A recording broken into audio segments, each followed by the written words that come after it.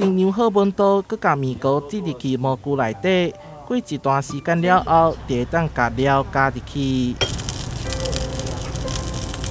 土鸡娘加料袂手软 ，cheese 铺加满满满。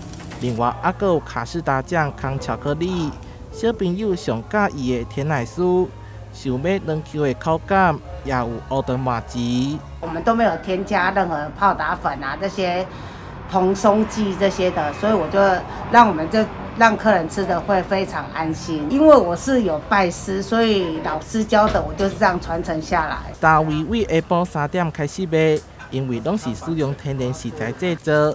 每一天限量100粒，通常无到2点钟就卖了。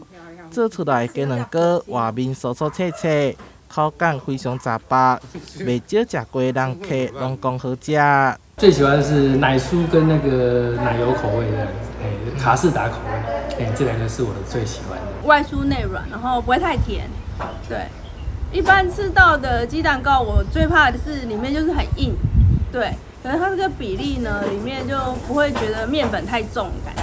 当初我妈说要做鸡蛋糕之后，我其实也是没有太大的兴趣啊。但是自从她很努力，看到她的努力做完之后，然后我也真的有试吃过之后，我就觉得我真的觉得蛮好吃的。特别是鸡卵糕店的标志是一只叉圈，是以厝内饲的叉圈为原型，有当阵会出现伫单位头前。做起宠物店长，增加趣味性。台南新闻出发采访报道。